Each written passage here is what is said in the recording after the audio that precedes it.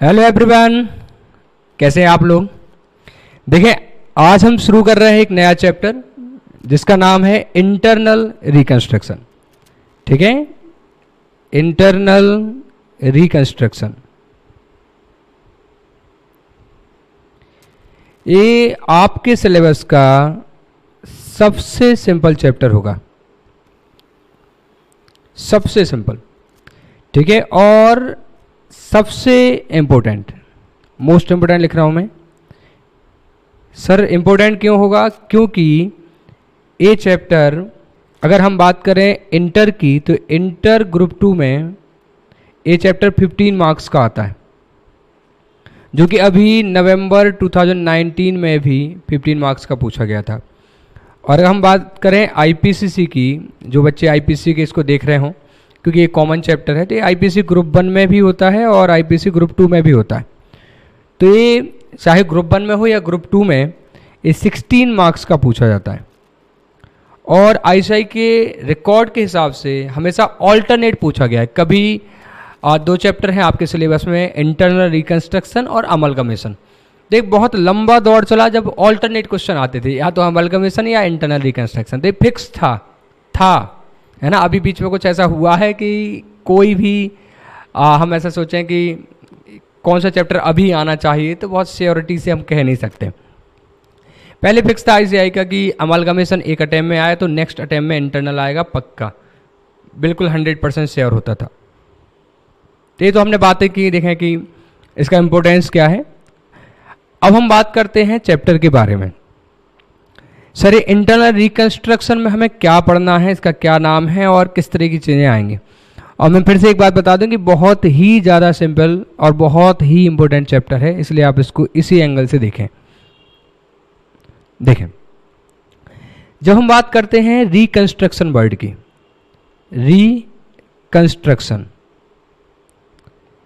तो कंस्ट्रक्शन मतलब होता है बनाना और रिकंस्ट्रक्शन मतलब दोबारा बनाना। एक सपोज आप एग्जाम्पल लें, कोई मॉल है, कोई बिल्डिंग है, कोई कॉम्प्लेक्स है। तो कोई कॉम्प्लेक्स ये पड़ा हुआ है, काफ़ी पुराना हो गया, ठीक है, इसके कई सारे फ्लोर हैं।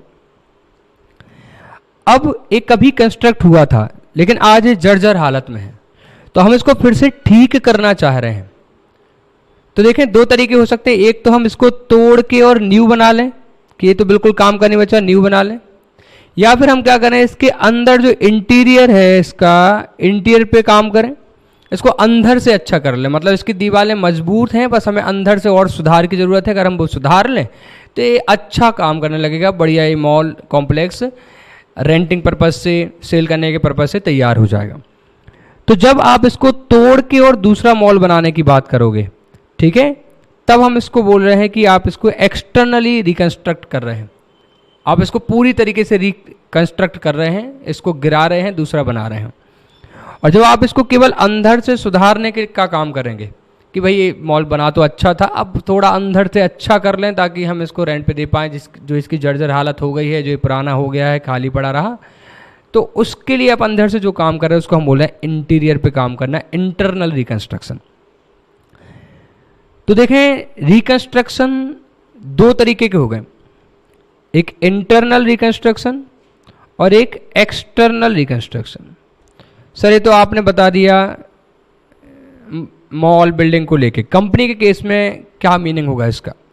तो देखें, एक कंपनी जब उसकी हालत ठीक नहीं रहती, खराब हो जाती है, हो सकता है वो सिक कंपनी की पोजीशन में आ जाए, है ना। जरूरी नहीं कि हालत खराब हो तो आप सिक कंपनी ही हो, लेकिन सपोज करें एक कंपनी है जो सिक कंपनी है, मतलब वो कंटिन्यूस लॉसेस से गुजर रही है ना, उसको लगातार लॉस हो रहे हैं। अब ऐसे सिचुएशन में जब कंपनी को लगातार लॉस हो रहे हैं, तो जो शेयर होल्डर हैं, जो मैनेजमेंट है, मतलब बोर्ड ऑफ डायरेक्टर है, आप समझ लें, आप ही बोर्ड ऑफ डायरेक्टर हैं। अब आपके दिमाग में 2 बातें आती हैं कि यार हमारी कंपनी ना लगातार लॉसेस में जा रही है, क्या करें, हम इसको कैसे ठीक करें। आपके पास 2 ऑप्शन है। या तो आप इस कंपनी को क्या कर दो, किसी दूसरी कंपनी को सेल कर दो, ट्रांसफ़र कर दो, जिसको हम बोलते हैं अमलगमेशन कर देना।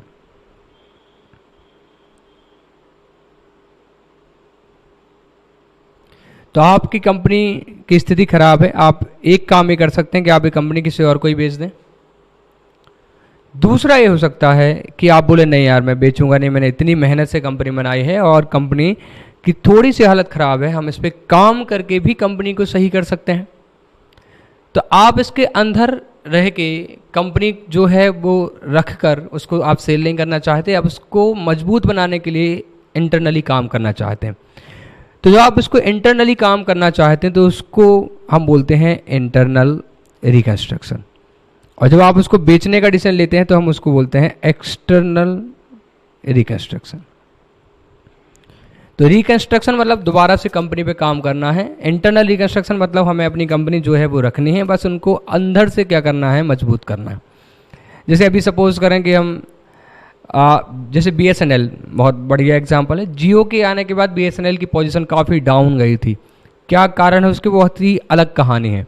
लेकिन मेरा एक दोस्त उसमें काम करता है, ठीक है, ऑफिसर की पोस्ट पे है उसमें, तो उसने बताया कि BSNL में अंदर हम काम कर रहे हैं, हम इस तरीके के काम कर रहे हैं कि जो आइडल लैंड पड़ी हुई है उसको हम रियलाइज़ कर रहे हैं, उससे हमें पैसा आ रहा है, उससे हमें जो क्रेडिटर का डिबेंचर होल्डर का पेमेंट करना है वो हम कर रहे हैं, उससे हम प्रोडक्टिव एसेट्स खरीद रहे हैं जिनसे हमें एक्टिव इनकम जनरेट होना शुरू हो, हम जो आइडल एम्प्लॉय उनको भी हटा रहे हैं। तो BSNL इंटरनली काम कर रहा है अपने आप को सुधारने के लिए, इसको हम बोले इंटरनल रिकंस्ट्रक्शन। और वहीं दूसरी जगह क्या हुआ, जियो के आने के बाद मार्केट की दो और बड़ी कंपनी वोडाफोन और आइडिया, दोनों कंपनी के जो स्टेक होल्डिंग है, जो मार्केट में कैपिटलाइजेशन है, जो उनकी मार्केट में पोजीशन है, उसको काफ़ी बड़ा झटका लगा है ना, वोडाफोन और आइडिया को। तो उन्होंने खुद को रिवाइव करने के लिए, खुद को अच्छी पोजीशन पे लाने के लिए वोडाफोन और आइडिया दोनों मर्ज हो गई और अब नाम हो गया वोडाफोन आइडिया। तो देखें BSNL अंदर से खुद को सुधारने की कोशिश कर रहा है, इंटरनल रिकंस्ट्रक्शन कर रहा है, जबकि वोडाफोन और आइडिया ने मिलके अपना जो वोडाफोन का एग्जिस्टेंस था, जो आइडिया का सेपरेट एग्जिस्टेंस था, उनको हटा के और एक नया एग्जिस्टेंस शुरू कर दिया जिसका नाम है वोडाफोन आइडिया। तो ये हो गए दो तरीके के रिकंस्ट्रक्शंस।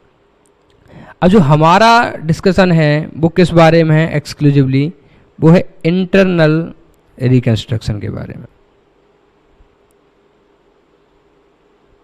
देखिए मैंने डिफरेंसेस दिए हुए हैं आपको, ये आपके नोट्स में, ये है difference between internal and external reconstruction. आप इसको गो थ्रू कर लें, ऐसा नहीं कि एग्जाम में पूछा जाने वाला है, बस आपके नॉलेज के लिए है, ठीक है।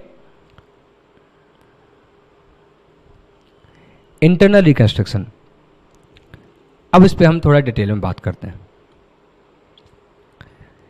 देखें सपोज करें एक कंपनी है, कोई भी कंपनी ABC लिमिटेड, ठीक है, लिस्टेड कंपनी है। इस लिस्टेड कंपनी की मार्केट पोजीशन बहुत ही खराब होती जा रही है, एक कंटिन्यूस लॉसेस में जा रही है, कैश लॉसेस में जा रही है। कैश लॉसेस का मतलब यह है कि अगर इनकम में से जो कैश एक्सपेंस है वो भी हटा दें, डेप्रिसिएशन नहीं हटा रहे हैं हम, केवल कैश एक्सपेंस भी हटा दें, तो भी हम लॉसेस में ही चल रहे हैं। तो एक कंटिन्यू कैश लॉसेस में जा रही है। अब आपके सामने एक पोजीशन है कि आप चाहें तो इस कंपनी को क्या कर दें, वाइंड अप कर दें, बंद कर दें, है ना, क्योंकि लॉस में चल रही है। अगर आपने एक कंपनी बंद की, अगर आपने डिसाइड किया कि हाँ हम कंपनी को बंद करने वाले हैं, तो देखें कितने लोगों पर किस तरीके का असर पड़ेगा। अगर आप कंपनी बंद करते हैं, कितने लोगों पे असर पड़ेगा? सर एक तो शेयर होल्डर पे असर पड़ेगा। वेरी गुड, क्या असर पड़ेगा? अगर कंपनी लॉसेस में है और बंद हो जाती है तो हो सकता है कि शेयर होल्डर ने जो कैपिटल लगाई थी वो पूरी कैपिटल वापस ना मिल पाए, क्योंकि कंपनी लॉसेस में होकर बंद हुई है ना। आपने 1 लाख लगाया था और कंपनी को 20,000 का लॉस चल रहा है, तो अगर कंपनी बंद की गई तो आपको कितना वापस मिलेगा? 80,000 मिलेगा, क्योंकि 20,000 के लॉस पे चल रही है। तो अगर हम इस डिसीजन पे जाते हैं कि हम कंपनी बंद करें तो किस किस को असर पड़ेगा और क्या असर पड़ेगा?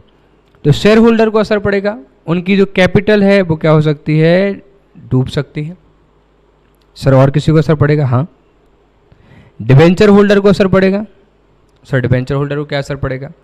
डिबेंचर होल्डर ने जो लोन दिया था, जो प्रिंसिपल दिया था, उनका वो प्रिंसिपल भी डूब सकता है अगर कंपनी लॉसेस में रहते हुए बंद हो जाती है। तो हो सकता है वो अपने डेट का पेमेंट कर ही ना पाए, जैसे किंगफिशर, ठीक है। हो सकता है उनका प्रिंसिपल वापस मिल जाए, लेकिन उनका जो इंटरेस्ट बकाया रह गया था वो डूब जाए, हो सकता है। सर और किसको नुकसान हो जाएगा कंपनी बंद होने से? कंपनी बंद होने से जो लेंडर्स हैं, अदर तरीके के लेंडर्स हैं, जैसे कि बैंक हो गया या क्रेडिटर हो गए, इनको भी नुकसान होगा। सर क्रेडिटर को क्या नुकसान हो जाएगा? क्रेडिटर मतलब क्या हो गया? आपका सप्लायर।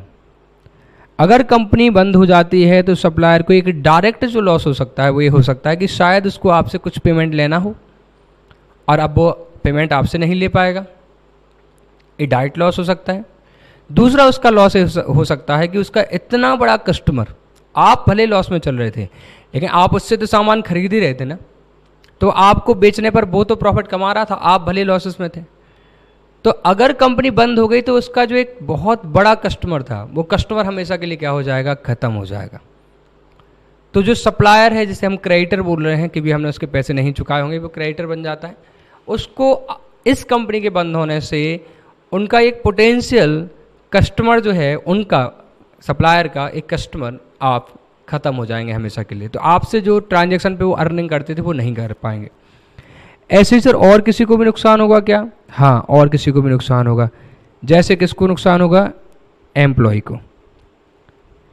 किंगफिशर बंद हुई तो एम्प्लॉय आपने सुना हो वो ताने मार रहे थे। ताने क्या मार रहे थे? ऑब्वियसली उनका दुख था वो ये कि उनकी सैलरी भी उस कंपनी से नहीं मिल पाई, किंगफिशर की हालत ख़राब होने पर। तो इस कंपनी जो कि लॉसेस में चल रही है, अगर ये लॉसेस में चलते हुए बंद हो जाए तो ऐसा भी हो सकता है कि लॉसेस में चलने की वजह से वो कई महीनों से, 4 महीने, 6 महीने, 8 महीने, 10 महीने से एम्प्लॉय की तनख्वाह ही ना दे पाई हो।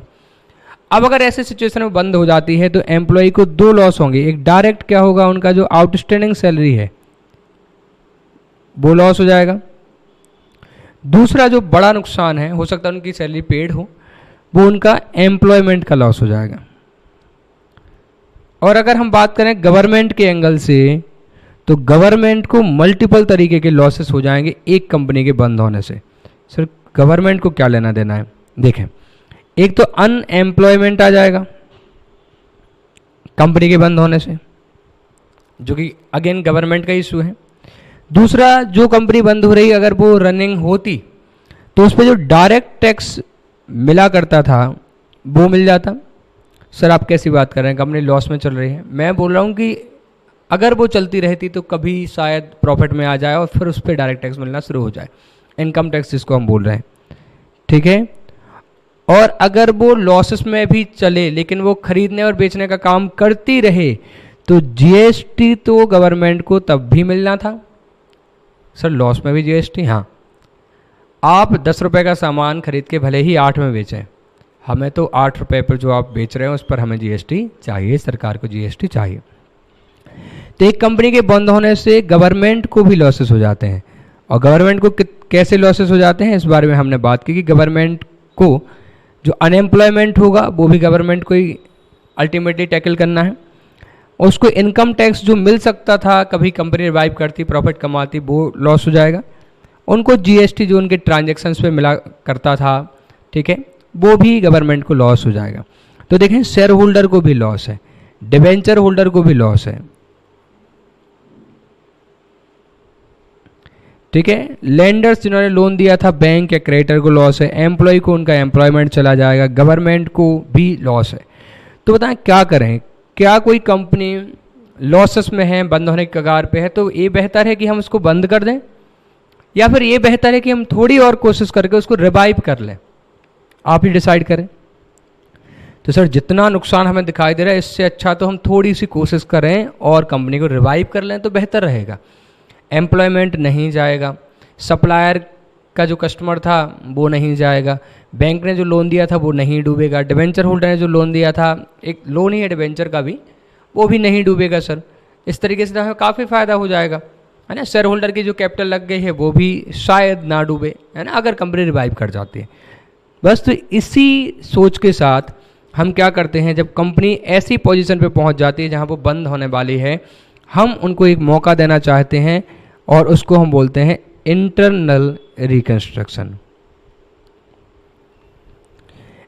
इसके तहत जो कंपनी के बोर्ड ऑफ डायरेक्टर हैं वो शेयर होल्डर से रिजोल्यूशन पास कराने के बाद एक स्कीम तैयार करें और उस स्कीम के तहत वो उन सारे लोगों से बात करें जो लोग कंपनी के बंद होने से इफेक्ट हो सकते हैं, जो भी कंपनी के स्टेक होल्डर हैं अगर हम बात करें तो, और उन सब से बोलें कि आप हमें किसी ना किसी फॉर्म में मॉनेटरी हो सकता है, नॉन मॉनेटरी हो सकता है, आप किसी ना किसी तरीके के फॉर्म में हमें financial, non financial, monetary, non monetary help कर दें, ताकि हम इस कंपनी को, जो आज मरती हुई कंपनी है, जो आज बीमार कंपनी है, जो मरने की पोजीशन पे है, आज हम उसको क्या कर सकें, बचा सकें।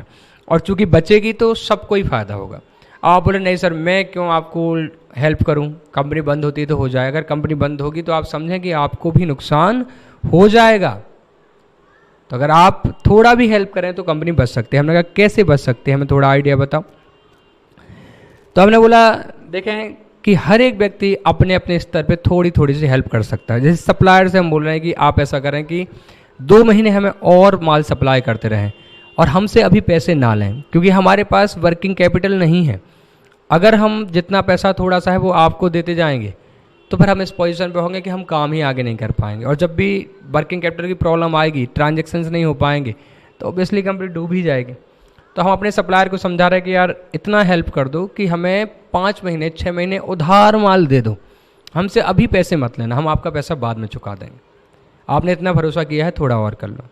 या हम उसको बोल सकते हैं कि जो आज हमें आपका पैसा पुराना देना था वो पैसा आज हमसे मत लो, हमें 6 महीने का टाइम और दे दो। या फिर उसको हम बोल सकते हैं कि जो हमें आपका पैसा देना था और आप क्रेडिटर हैं जिस पार्ट के लिए, आप उनके बदले हमसे क्या ले लो, शेयर्स ले लो। क्या ले लें आप हमें उनसे बदले, उनके बदले आप हमसे शेयर ले लो।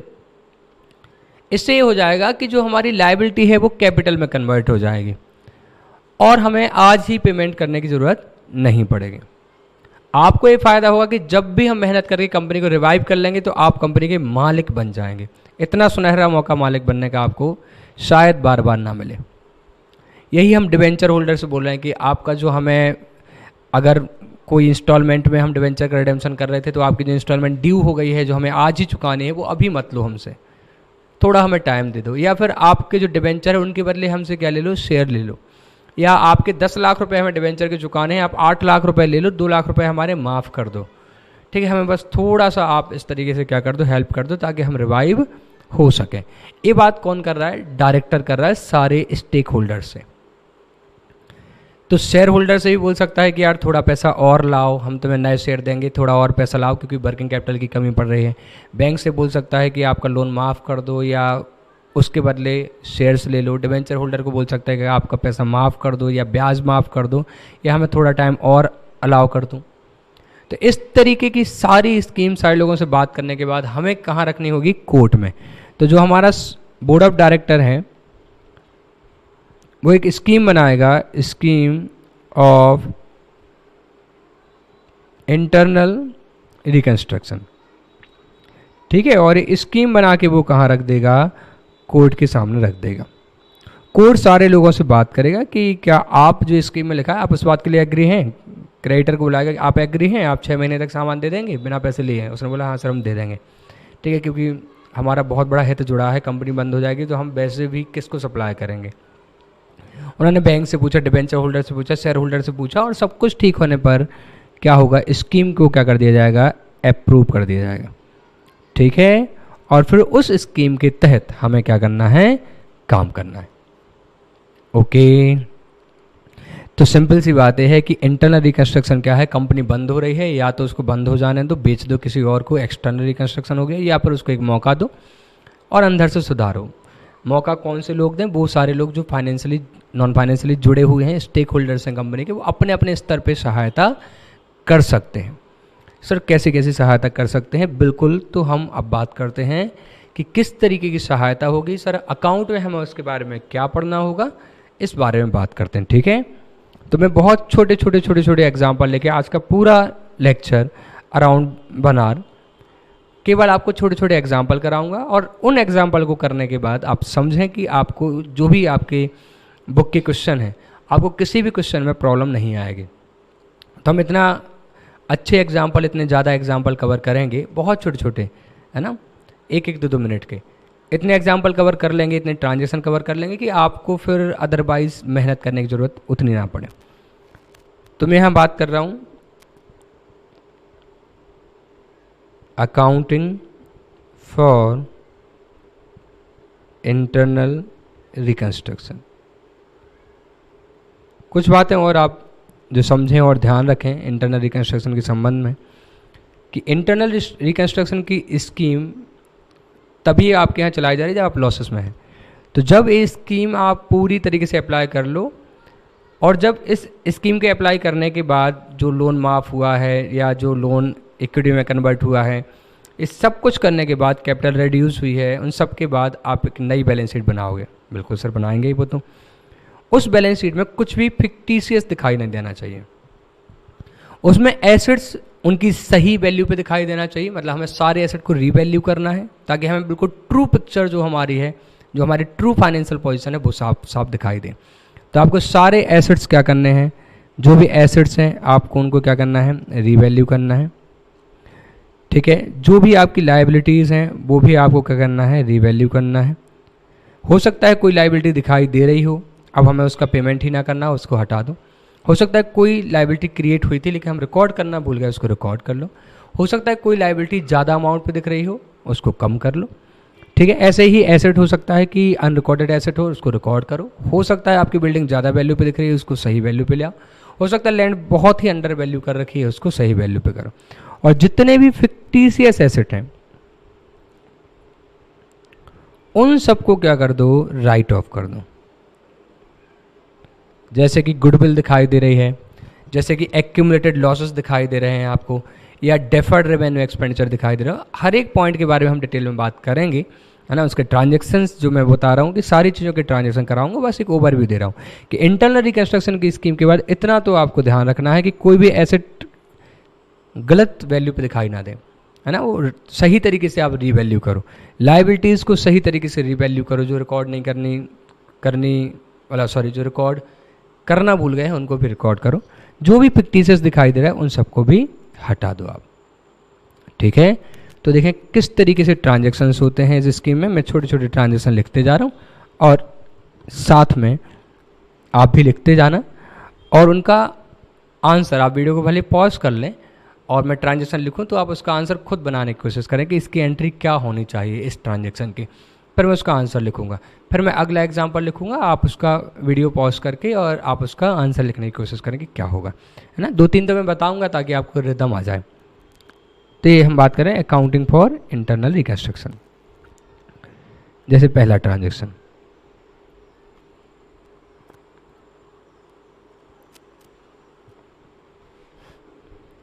हमारे जो क्रेडिटर्स हैं वो है, सपोज करें 10 लाख रुपए के। अब आगे लिखा है creditor agreed to waive 20% of their claim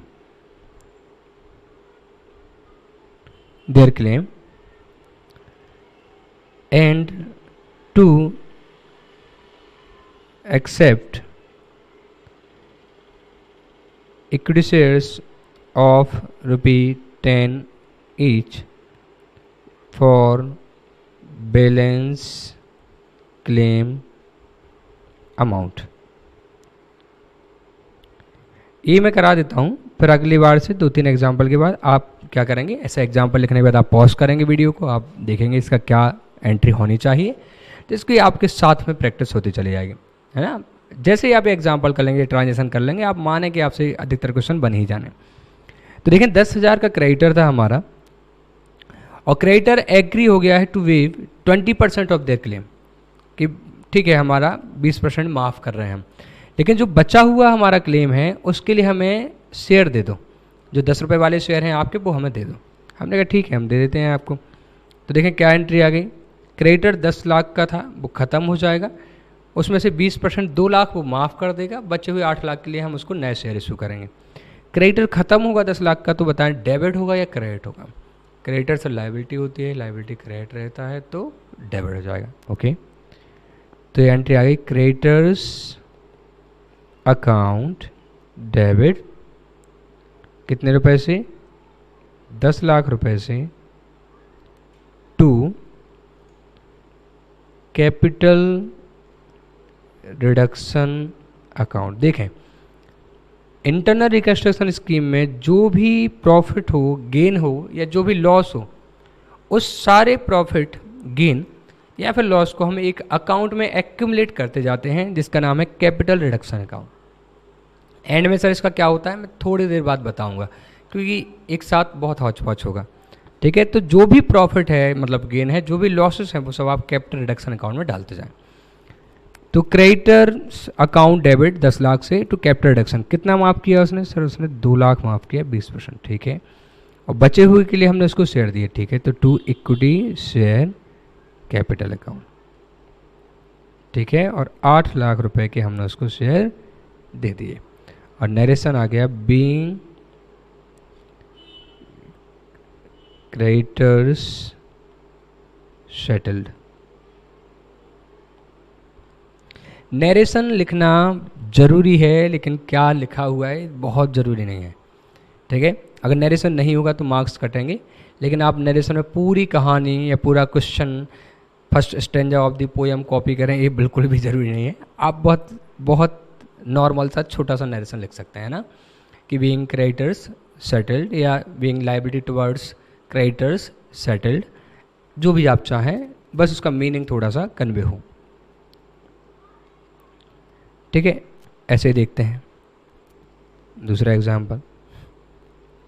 10% debentures हैं हमारे, और 10% डिबेंचर्स हैं सपोज 8 लाख रुपए के। ठीक है, आगे लिखा हुआ है कि डिबेंचर्स, आगे लिखा है कि debenture holders agreed to waive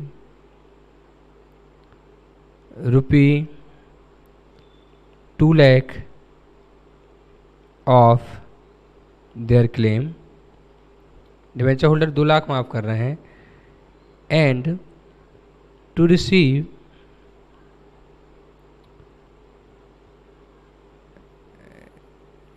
requisite number of equity share of ₹10 each issued at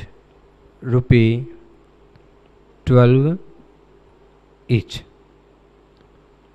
for their balance claim। देखिए क्या हो रहा है, डिवेंचर 10% डिवेंचर है कितने के, 8 लाख रुपए के। अब डिवेंचर होल्डर एग्री हो गए हैं to waive ₹2 lakh of their claim and to receive requisite number of equity share of 10 each issued at 12 each for balance claim. 8 lakh रुपए के डिवेंचर थे, ठीक है, 2 लाख उन्होंने माफ़ कर दिया, बचा 6 लाख। तो बोले हमारे 6 लाख रुपए आप चुका दो, 2 लाख हम माफ़ कर देंगे। और 6 लाख चुकाने के लिए आप क्या करो, 10 वाले शेयर दे दो हमें। तो कंपनी बोले हमारा 10 वाला शेयर है, फेस वैल्यू 10 है, लेकिन वो इशू हम 12 में करते हैं, उनकी मार्केट प्राइस 12 है। हमने कहा ठीक है 12 रुपये के हिसाब से दे दो। ठीक है, तो अब देखना क्या होगा, पहले आप वीडियो पॉज करके बना लें क्या होगा, और फिर इसको चालू करके देखेंगे। करें मैं कर लेता हूँ अब। तो डिबेंचर्स लायबिलिटी है, अब वो ख़त्म हो रही है डिबेंचर के प्रति जो हमारी लायबिलिटी। आप चाहें तो डिबेंचर टू डिबेंचर होल्डर करें और फिर डिबेंचर होल्डर टू बाकी ट्रांजैक्शन कर सकते हैं। ठीक है, मैं ऐसा कर देता हूँ। तो पहली एंट्री में कर रहा हूँ 10% debentures account debit to debenture holders account. तो मुझे डिबेंचर होल्डर के कितने देने हैं, 8 लाख रुपए मुझे देने हैं। being amount made due। और अब मैं डिबेंचर को पे कर रहा हूँ, तो मैंने लिखा debenture holders account debit 8 lakh का इसमें से उसने कितना माफ़ कर दिया, तो 2 कैपिटल रिडक्शन कितना माफ़ कर दिया सर, 2 लाख माफ़ कर दिया, ठीक है। और बचे हुए 6 लाख के लिए हमने उसको शेयर दिए, तो 2 इक्विटी शेयर कैपिटल। अब मैं यहाँ निकाल रहा हूँ number of equity share to be issued, कितने शेयर हमने उसको दिए होंगे। तो amount payable by issue of share, share issue करके कितना पैसा चुकाना था, हमने कहा सर 8 में से 2 तो उसने माफ़ कर दिया था, 6 लाख और चुकाना था, ठीक है। तो आपको 6 लाख रुपए चुकाने थे उसके। एक शेयर कितने रुपए का है, तो divide by issue price of share,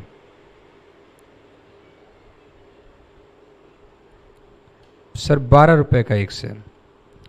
तो आप जब उसको एक शेयर दोगे तो 12 रुपए का पेमेंट माना जाएगा। तो कितने शेयर आप इशू करेंगे उसको, 50,000, ठीक है। तो आगे number of equity shares to be issue. तो बोला था कि हमारा 8 लाख रुपए है, 2 लाख तो हम माफ़ कर दे रहे हैं, बचे हुए 6 लाख के लिए आप हमें शेयर दे दो। हमने कहा शेयर 12 का है, उसने बोला कोई दिक्कत नहीं, दे दो।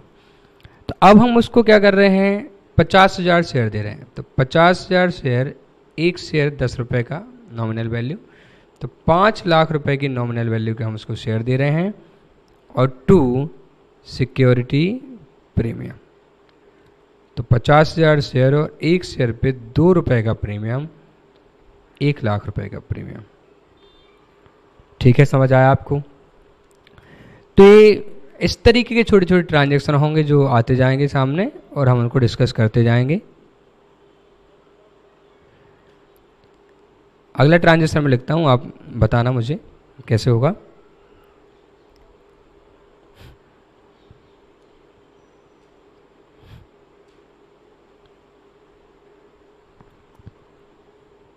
थोड़ा अच्छे ट्रांजैक्शन लिख रहा हूँ, है ना।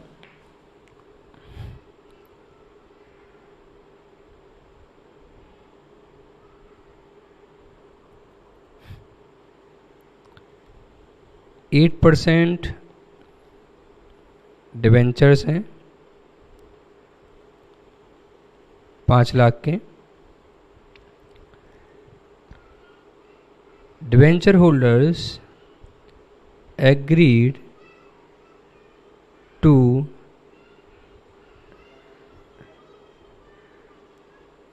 surrender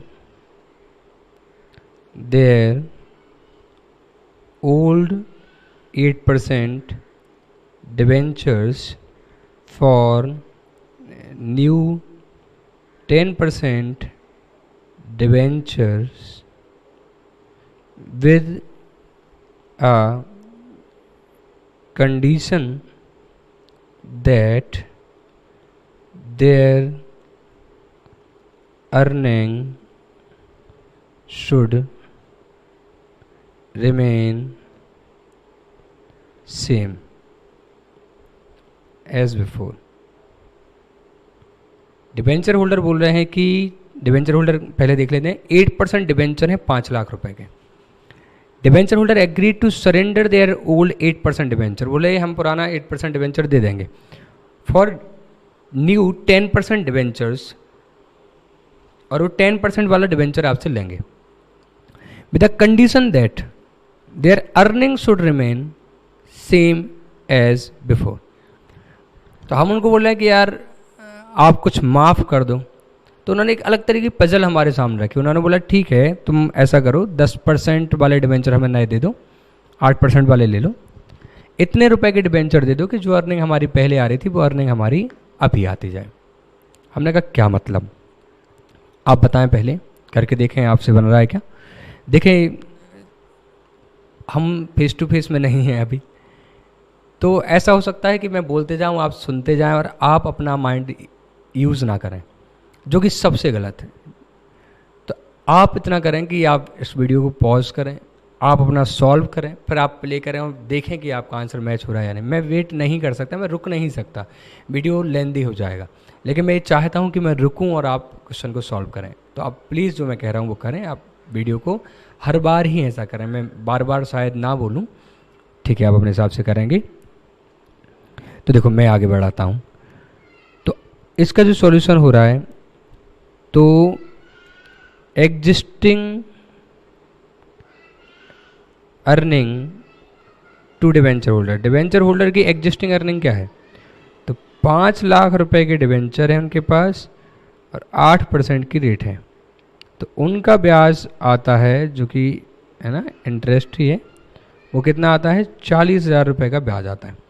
वो बोला कि हमें नए डिवेंचर दे दो 10% की रेट वाले और इतने रुपए के दे दो कि हमारा ब्याज सेम रहे। तो अब जो न्यू डिवेंचर है, न्यू डिवेंचर की जो अर्निंग रेट है वो कितनी है,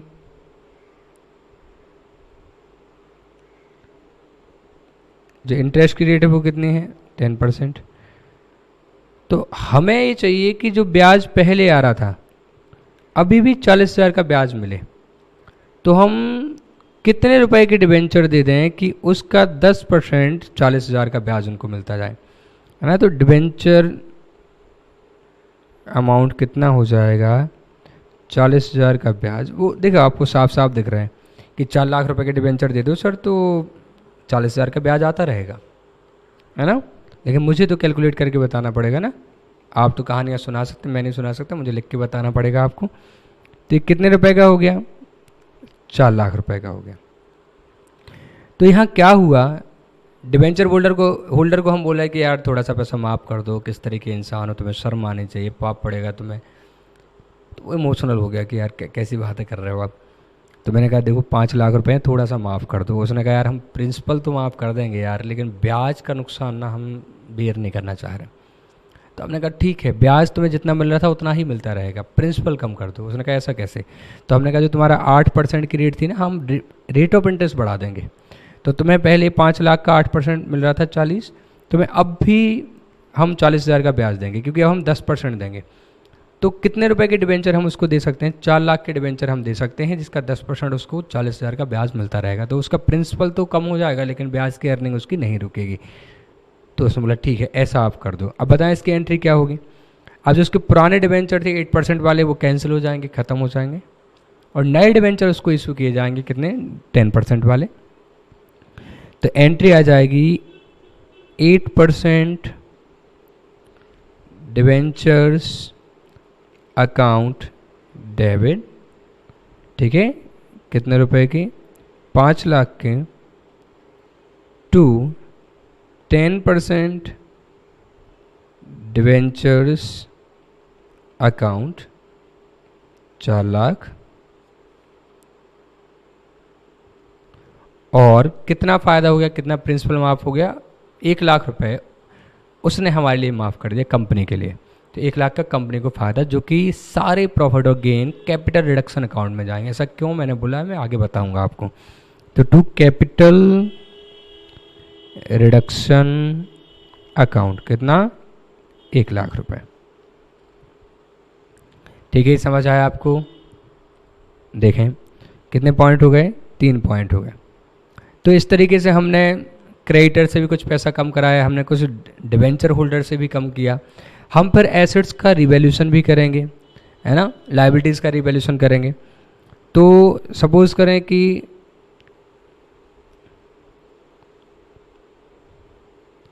यहाँ दिखाई दे रहा है प्लांट एंड मशीनरी, और प्लांट एंड मशीनरी दिखाई दे रही है 4 लाख के। अब हमने बोला था कि यार इंटरनल रिकंस्ट्रक्शन कर रहे हो, लेकिन इतना बात ध्यान रखना कि ये सब करने के बाद आपकी जो फाइनेंशियल पोजीशन है वो बिल्कुल ट्रू दिखाई देनी चाहिए। जो आपके पास एसेट्स हैं, जो भी है, वो बिल्कुल ट्रू दिखाई देना चाहिए। ठीक है, कुछ भी झूठी पिक्चर दिखाई ना दे। झूठी पिक्चर कैसे दिखाई देती है मैं बिल्कुल आपको बताऊंगा, बस थोड़े से टाइम के बाद बताऊंगा। तो प्लांट एंड मशीनरी 4 लाख की है, तो हमने रिवैल्यू किया और लिखा है कि plant and machinery is revalued at, ये बुक वैल्यू है ना, ये बुक वैल्यू है 4 लाख, रिवैल्यूड एट ₹3,60,000। अब देखें क्या करेंगे हम, आप करें पहले। तो प्लांट मशीनरी 4 लाख का दिखाई दे रहा है, जबकि उसकी ट्रू वैल्यू जो है, रिवैल्यू किया गया 360 है, और हमें उनको सही वैल्यू इस पे दिखाना है। तो हम क्या एंट्री कर देंगे, हमें इसको कम करना है कितने से, 40,000 से।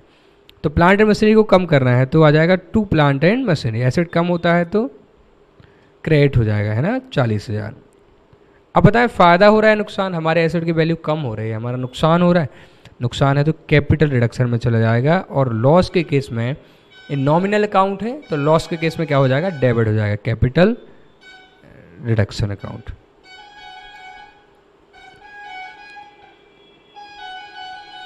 ओके, देखें फिर पॉइंट बताना, there was an unrecorded asset of रुपये 30,000। एक 30,000 का अनरिकॉर्डेड एसेट पड़ा हुआ था। आप ऐसे समझ लें कि आपने कोई भी एसेट आपने ऐसा खरीदा जिसको आप डेप्रिसिएट कर चुके हो पूरी तरीके से, तो आपकी बुक्स में प्लांट एंड मशीनरी आप सबको डेप्रिसिएट कर चुके हो तो वो आपकी बुक्स में निल हो चुका है, जीरो हो चुका है। ठीक है, आपकी बुक्स में वो दिखाई नहीं दे रहा है, फुल डेप्रिसिएट हो गया ना, बुक वैल्यू जीरो हो गई। लेकिन वो है तो ना, भले उसका कबाड़ के फॉर्म में हो, स्क्रैप के फॉर्म में हो, लेकिन वो एसेट तो रहेगा। तो आपकी प्लांट मशीनरी थी, आप उसको फुल डेप्रिसिएट कर चुके हो, अब उसकी डब्ल्यूडीपी हो गई जीरो, तो बुक में दिखाई दे ही नहीं रहा, बुक वैल्यू जीरो है। अब वो एसेट आपने जब रीवैल्यू कराया, क्योंकि अब तो आपके लिए हर एक चीज़ काम की है, आप लॉसेस में जा रहे हो, आपने देखा यार ये वाला फर्नीचर पुराना पड़ा हुआ है, इसका कुछ हो सकता है क्या, तो आपने देखा, या प्लांट मशीनरी आपने देखी, तो स्क्रैप में वो 30,000 रुपये तक में बेची जा सकती है। ठीक है, तो मैं लिखा there was an unrecorded asset of ₹30,000, या मैं ऐसा लिख देता हूँ, there was an unrecorded asset which realised ₹30,000। आपने उसको बेच दिया, वो पुराना मशीन या फर्नीचर आपने बेच दिया, 30,000 रुपये आ गए। अगर एसेट रिकॉर्डेड होता और बेचते तो एंट्री आती bank account debit to asset, जो भी आप बेचते, और कितने रुपए आ जाते, 30,000 रुपये। और सपोज करें वो एसेट होता, सपोज करें वो 25 का होता, तो कितने का प्रॉफिट हो जाता। अभी आप इंटरनल रिकंस्ट्रक्शन को 1 मिनट के लिए दिमाग से हटाएं तो आपको प्रॉफिट एंड लॉस कितना हो जाता, 5,000 का हो जाता। अगर 25,000 का एसेट होता रिकॉर्डेड, आप उसको 30 में बेचते तो 5 का प्रॉफिट हो जाता। ठीक है, अगर यही बात हम इंटरनल रिकंस्ट्रक्शन में करें तो जो P&L आ रहा है वो P&L की जगह क्या आ जाएगा, कैपिटल रिडक्शन अकाउंट आ जाता। तो अगर कोई एसेट होता जो 25,000 पे रिकॉर्डेड होता और फिर वो 30 में बेचा जाता, तो कितने रुपए का प्रॉफिट आ जाता, 5,000 का, जो कैपिटल रिडक्शन में आ जाता। लेकिन हमारे केस में हम देख रहे हैं कि एसेट रिकॉर्डेड ही नहीं है, एसेट जीरो वैल्यू पे रिकॉर्ड है। कितने पर रिकॉर्ड है, जीरो पे, और कितने पे बिक जाता है, 30,000 पे। तो पैसे आए 30,000 और पूरा का पूरा प्रॉफिट हो गया, क्योंकि जीरो वैल्यू का एसेट 30,000 में बिक गया। तो कैपिटल रिडक्शन में कितना आ जाएगा, पूरा का पूरा 30,000 रुपये। और एंट्री में फिर से लिख देता हूँ, क्या बन जाएगी, एंट्री बन जाएगी bank account debit to capital reduction. कितना, 30,000, क्योंकि एक ऐसा एसेट बिक गया और 30,000 रुपये लाया जिसकी आपकी नज़रों में कोई वैल्यू थी नहीं, आप उसकी कदर ही नहीं कर रहे थे, और उससे आपको कितना मिल गया, 30,000 मिल गया। तो आपके लिए तो फ़ायदा हो गया ना। तो जब भी कोई अनरिकॉर्डेड एसेट रिकॉर्ड किया जाता है या उससे कुछ पैसा रियलाइज़ होता है तो वो हमारे लिए क्या होता है, फ़ायदा होता है। या जब भी कोई रिकॉर्डेड एसेट है वो 25,000 पे रिकॉर्ड था और 30,000 रुपये रिवैल्यू किया जाता है तो भी हमारे लिए क्या होता है, फ़ायदा होता है। ठीक है, तो एक नोट में छोटा सा लिख देता हूँ जो कि आगे काम आएगा, वो है realisation of unrecorded assets is a gain to entity। अगर अनरिकॉर्डेड एसेट रियलाइज हो जाता है, हम उसको रिकॉर्ड करते तो हमारे लिए गेन है। ठीक है, देखिए कितने एग्जाम्पल लिए मैंने, 5। ऐसे ही सर लाइबिलिटीज़ भी तो हो सकते हैं जो रिकॉर्डेड ना हो, बिल्कुल हो सकती हैं। हो सकता है आपके क्रेडिटर्स जो आपने रिकॉर्ड कर रखे हों वो 50,000 हो, और creditors were finally settled at 48,000। 50,000 creditor थे, लेकिन आपने क्रेडिटर से बात की और वो मान गए और 48,000 ही पे करने पड़े। बताएं क्या एंट्री आएगी? तो सर क्रेडिटर का पेमेंट ही कर दिया है, हाँ, तो सारे क्रेडिटर ख़त्म हो जाएंगे। ठीक है, तो क्रेडिटर ख़त्म हो गए तो डेबिट होगा, तो क्रेडिटर्स अकाउंट डेबिट कितने रुपए से? 50,000 रुपये से। 50,000 का क्रेडिटर डेबिट हो जाएगा। आपने पेमेंट कितना किया टू बैंक? सर हमने 48,000 पे करा, तो 50,000 की लायबिलिटी 48,000 में काम हो गया, तो क्या हो जाएगा? To capital reduction. कितने का फ़ायदा हो जाएगा? 2,000 रुपये का फ़ायदा हो जाएगा। ऐसे क्वेश्चंस आते हैं आपको, ऐसे छोटे छोटे पॉइंट आते हैं। ऐसे ही ऐसा भी हो सकता है, जो आपके क्रेडिटर्स हैं वो हैं 30,000 के,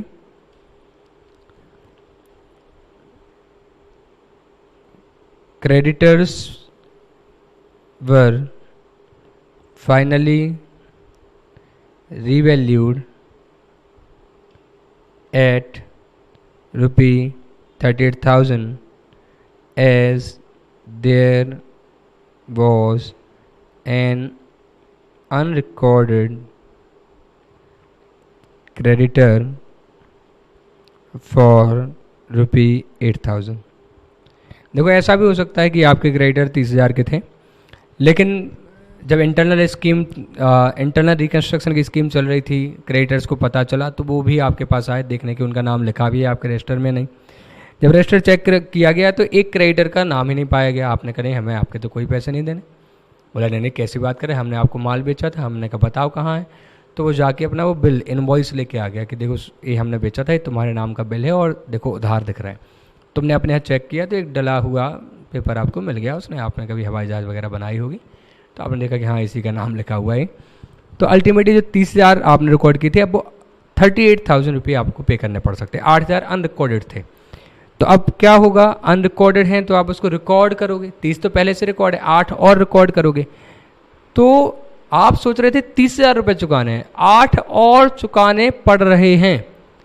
तो जब आपको लायबिलिटी रिकॉर्डेड लायबिलिटी से ज़्यादा चुकानी पड़े तो तब फायदा हो गया कि मज़ा आ गया यार, 30 चुकाने थे 38 चुकाने पड़ रहे हैं, या नुकसान हो गया कि यार 30 चुकाने थे 38,000 चुकाने पड़ रहे हैं, बिल्कुल नुकसान हो गया।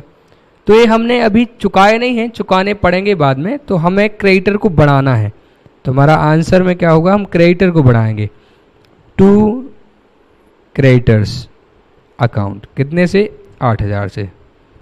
अब बताइए फ़ायदा है नुकसान? सर ये तो लॉस हो रहा है, एक्स्ट्रा पेमेंट देना पड़ रहा है। हाँ, तो ये कहाँ चला जाएगा? कैपिटल रिडक्शन में। किसी भी तरीके का लॉस, किसी भी तरीके का प्रॉफिट जो कि इंटरनल रिकंस्ट्रक्शन स्कीम के तहत हुआ है, वो सारा कैपिटल रिडक्शन अकाउंट में जाएगा। ठीक है, तो 8,000 रुपये का लॉस हम रिकॉर्ड कर लेंगे। ठीक है, तो एक नोट और समझ में आता है, वो ये है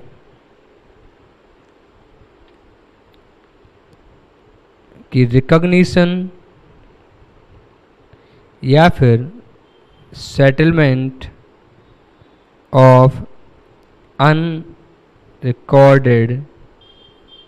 लायबिलिटी, जो लायबिलिटी रिकॉर्ड नहीं थी वो आज रिकॉर्ड करनी पड़े या पे करनी पड़े, तो वो क्या है? Is a loss to the entity. वो हमारे लिए क्या हो जाएगा? हमारी एंटिटी के लिए क्या हो जाएगा? लॉस हो जाएगा, है ना। 30 की जगह 38,000 रुपये पे करने पड़ रहे हैं, या हमें लग नहीं रहा था लायबिलिटी है लेकिन हमारे ऊपर लायबिलिटी आ गई है।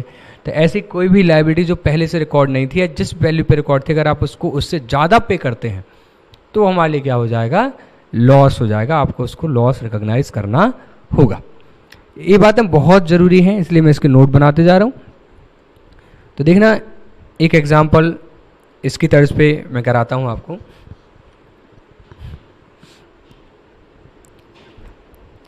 अगले पेज पे लेते हैं, उसमें मल्टीपल केसेस बनाता हूँ, आप बताना। कितने एग्जाम्पल हो गए हमारे? 7। तो 8th पॉइंट है, there was an unrecorded liability.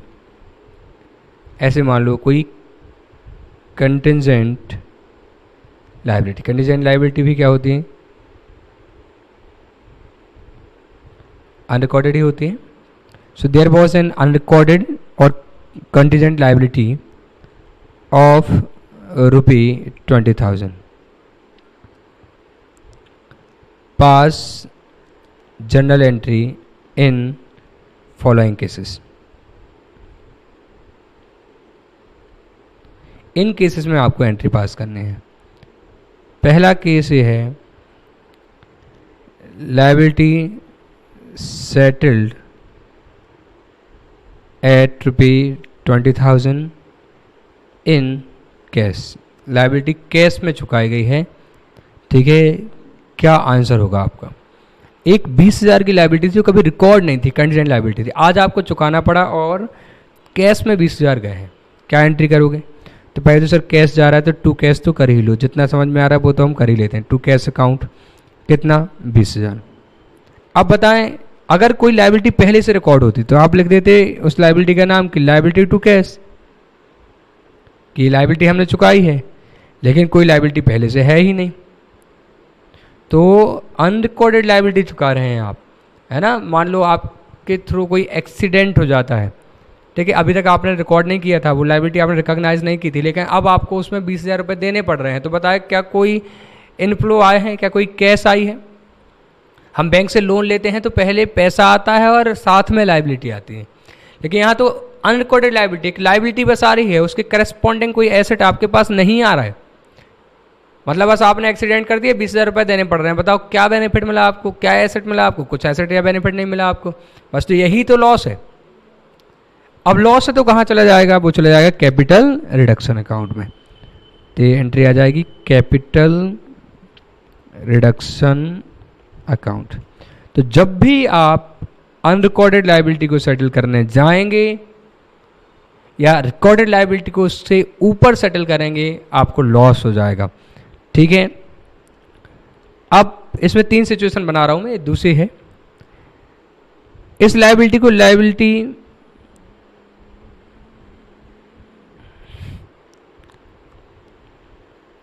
Liability to दी, वही अनरिकॉर्डेड लायबिलिटी है ना जो भी थी, liability to the extent of 60% is waived of.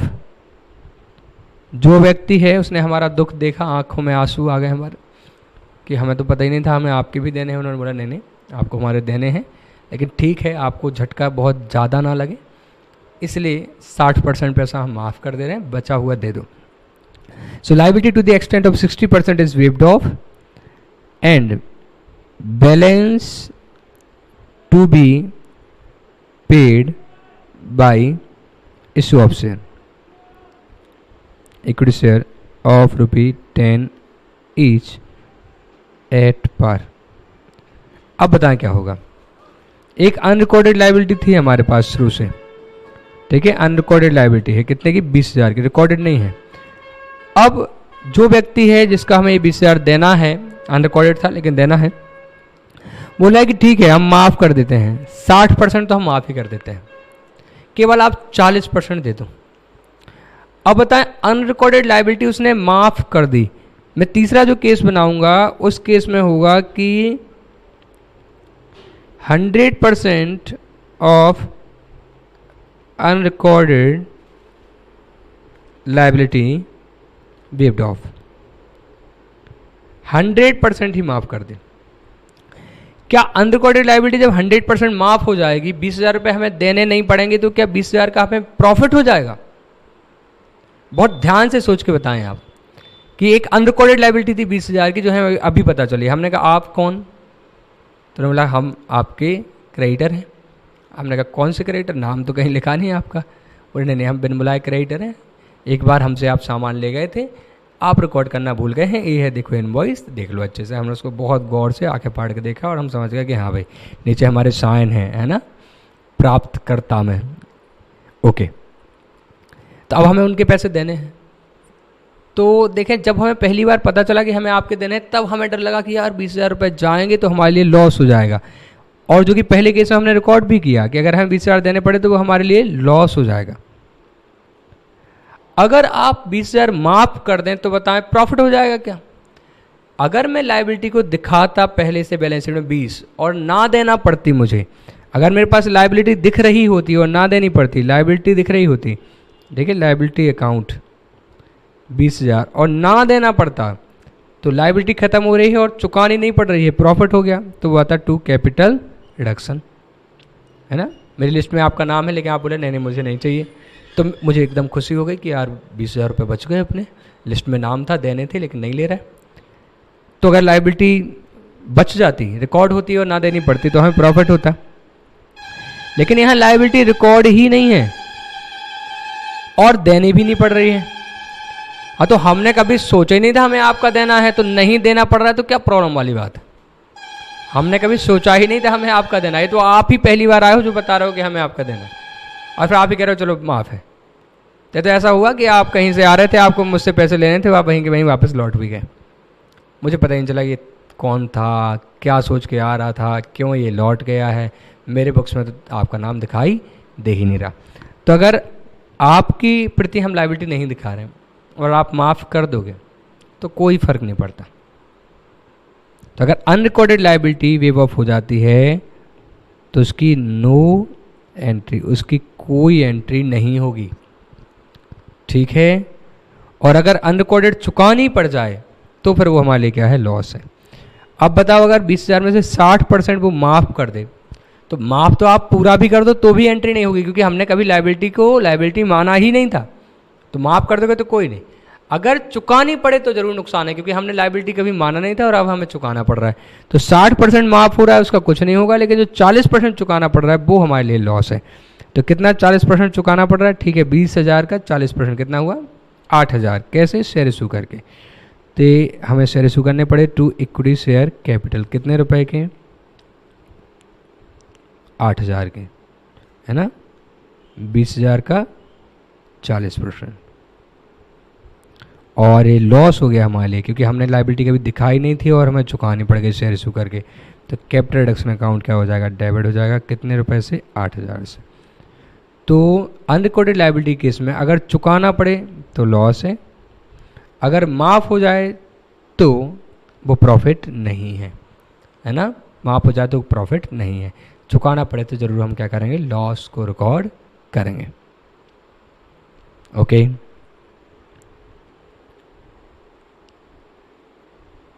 देखिए ऐसे ही कुछ ट्रांजैक्शन हम और डिस्कस करने वाले हैं जो कि काफ़ी महत्वपूर्ण ट्रांजैक्शन हैं। तो जो आगे हम ट्रांजैक्शन डिस्कस करने वाले हैं उनमें हम जो मेजर तरीके से डिस्कस करने वाले हैं वो है कि फिक्टिशियस एसेट्स को राइट ऑफ करना, कि सर कब करना पड़ता है। फिर सर कैपिटल रिडक्शन के संबंध में किस तरीके के ट्रांजैक्शंस होते हैं, कैपिटल रिडक्शन क्या होता है जो आप बार बार वर्ड यूज़ कर रहे हो। और सर यहाँ सब ने, बैंक वालों ने माफ़ किया, क्रेडिटर वालों ने माफ़ किया, हमने एसेट को रिवैल्यू किया, लायबिलिटी को रिवैल्यू किया, लेकिन शेयर होल्डर ने तो अभी तक कुछ माफ़ नहीं किया। बिल्कुल करेंगे वो, और मेजर जो अकाउंटिंग है उनके बारे में हम डिस्कस भी करेंगे। तो शेयर कैपिटल के केस में 2-3 बातें हम डिस्कस करेंगे।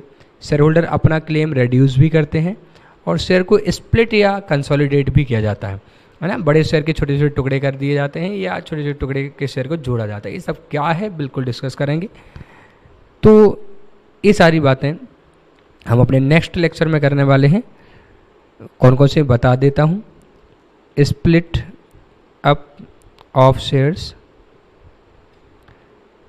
कंसोलिडेशन ऑफ शेयर्स, ठीक है, और एक कॉन्सेप्ट है सरेंडर ऑफ शेयर। तो हम जो नेक्स्ट लेक्चर होगा उसमें थोड़ी देर हम इन बातों पर डिस्कस करेंगे और फिर हम आपके नोट्स के क्वेश्चन आंसर लगाना शुरू कर देंगे। देखिए आज जो मैंने पढ़ाया मैं छोटी छोटी बातें एक बार रिकैप कर देता हूँ। इंटरनल रिकंस्ट्रक्शन क्या है, तो कंपनी के अंदर से काम किया जाता है, कंपनी को वाइंडिंग अप किए बिना, लिक्विडेट किए बिना। सो इंटरनल और एक्सटर्नल रिकंस्ट्रक्शन में क्या अंतर होता है ये भी आप देख सकते हैं। तो देखें इंटरनल रिकंस्ट्रक्शन के केस में क्या कंपनी का लिक्विडेशन होता है, तो the existing company is not liquidated. जबकि एक्सटर्नल में जिसको मैं अमलगमीशन या मर्जर की बात करें तो कंपनी इज़ लिक्विडेटेड, कंपनी को बंद किया जाता है। दूसरा पॉइंट है फॉर्मेशन के रिगार्डिंग, तो no new company is formed but only the right of share holder and creditor are change. Creditor कुछ पैसा माफ़ कर देते हैं, कुछ सेटल हो जाता है, शेयर होल्डर कुछ पैसा माफ़ कर देते हैं, तो उनके राइट चेंज होते हैं, नई कंपनी नहीं बनती। जबकि एक्सटर्नल रिकंस्ट्रक्शन में new company is formed to take over the liquidated company. Reduction of capital, बिल्कुल यहाँ कैपिटल रिड्यूस की जाती है। There is certain reduction of capital and sometimes the outsider liability like debenture holder may have to reduce their claim. Creditor, bank loan, debenture, ठीक है, directors के जो claim होते हैं वो सबको रिड्यूस किया जाता है। लेकिन अगर अमलगमीशन की बात करें तो नो रिडक्शन ऑफ कैपिटल। यहाँ तो क्या होता है इनफैक्ट कि पुराने शेयर को ख़त्म करके और नई कंपनी जो अमलगमीशन जिसने किया है, जिसने बिजनेस लिया है, वो अपने नए शेयर इशू करके देती है। लीगल पोजीशन क्या है, तो ये इंटरनल रिकंस्ट्रक्शन सेक्शन 66 से गवर्न होता है, जबकि external reconstruction section 232 of companies act 2013 से गवर्न होता है। अब देखिए मेथड ऑफ इंटरनल रिकंस्ट्रक्शन क्या होते हैं, जो हम कुछ हमने आज देखे जरा से पॉइंट, और कुछ हम नेक्स्ट लेक्चर में देखेंगे। तो इंटरनल रिकंस्ट्रक्शन की स्कीम में हम करते हैं alteration of share capital. Share capital को ऑल्टर करते हैं। किस तरीके का ऑल्ट्रेशन होता है, तो subdivision and consolidation of share. या तो बड़े शेयर्स के हम छोटे छोटे टुकड़े करते हैं, जैसे कि MRF कंपनी है। MRF कंपनी का जो शेयर है वो 60,000 से लेकर 80,000 तक ट्रेड करता है, जबकि उसकी फेस वैल्यू 10 रुपये है। 10 रुपये की फेस वैल्यू है और शेयर 60 से लेकर 80,000 रुपये में ट्रेड होता है। तो उस केस में हम उसके शेयर के, एक शेयर के 10 टुकड़े कर दें। अगर 60,000 में ट्रेड हो रहा है, एक शेयर के हम 10 टुकड़े कर दें, तो एक एक टुकड़ा कितने में ट्रेड होगा, 6,000 रुपये में। सर हम ऐसा क्यों करेंगे, बिल्कुल हम डिस्कस करेंगे आगे। ऐसे ही होता है कंसोलिडेशन ऑफ शेयर। जैसे आज 24 अगस्त जब मैं लेक्चर रिकॉर्ड कर रहा हूँ, आज ही आइसर मोटर्स ने, जिनका शेयर 22,000 रुपये के अप्रॉक्स चल रहा था एक शेयर, जिसकी 10 रुपये की नॉमिनल वैल्यू थी, मैं कल अगले लेक्चर में डिटेल में बताऊंगा आपको। तो उन्होंने अपना जो 22,000 का शेयर चल रहा था, क्योंकि आम जनता खरीद नहीं पाती, महंगा शेयर आता है, तो उन्होंने उसके 10 टुकड़े कर दिए। अब एक एक शेयर अप्रॉक्स 2200 रुपये का बिक रहा है। एक शेयर के 10 टुकड़े किए हैं, तो 10 रुपये की जो नॉमिनल वैल्यू वाला शेयर था, अब एक रुपये की नॉमिनल वैल्यू वाले ऐसे 10 शेयर कर दिए। तो आपके पास एक शेयर है 10 रुपये की नॉमिनल वैल्यू का, तो हमने बोला ये शेयर लाओ, हम आपको एक रुपये वाले 10 शेयर दे रहे हैं। तो जहाँ 22,000 का शेयर था, वहाँ एक शेयर 2200, तो आपके एक शेयर के बदले, 22,000 वाले शेयर के बदले हमने आपको 10 शेयर दे दिए 2200 रुपये के मार्केट वैल्यू के, जिनकी नॉमिनल वैल्यू एक रुपये है। तो ये सब डिवीज़न होता है, और सब डिवीज़न करते ही उनके शेयर की वैल्यू एक दिन में 10% बढ़ गई। हम डिस्कस करेंगे, आज का ही आपको बता रहा हूँ, 24 अगस्त है ना। 2020 तो क्या ही लिखना, कौन बोल रहा है 2020 को। तो subdivision and consolidation of share. ऐसे ही conversion of share into stock, हम शेयर को स्टॉक में भी कन्वर्ट कर सकते हैं इस स्कीम के तहत, आगे डिस्कस करेंगे। Variation of share holders right, हम ऐसा भी कर सकते हैं कि शेयर जो प्रेफरेंस शेयर होल्डर उनकी 10% की रेट थी, अब उनको हम 8% की रेट कर दें, ठीक है। या क्यूमुलेटिव प्रेफरेंस शेयर को हम नॉन क्यूमुलेटिव में कन्वर्ट कर दें। रिडक्शन ऑफ शेयर कैपिटल, 10 रुपये वाले शेयर को हम केवल 8 का बचाएं, 2 रुपये का कैपिटल को कम कर दें शेयर होल्डर के पार्ट पे। कॉम्प्रोमाइज़ अरेंजमेंट ये होते हैं, हम अपने क्रेडिटर से, डिवेंचर होल्डर से कुछ क्लेम क्या कर लें, वेव ऑफ करा दें। क्लेम क्या कर दें, वेव ऑफ करा दें। और आखिरी है सरेंडर ऑफ शेयर। तो ये सारी बातें हम डिटेल में डिस्कस करेंगे अपने नेक्स्ट लेक्चर में, सारा कुछ हो जाएगा, है ना। ये सरेंडर ऑफ शेयर बस बचेगा, जो कि 3rd 4th लेक्चर तक कवर होगा। Okay, thank you so much, bye bye.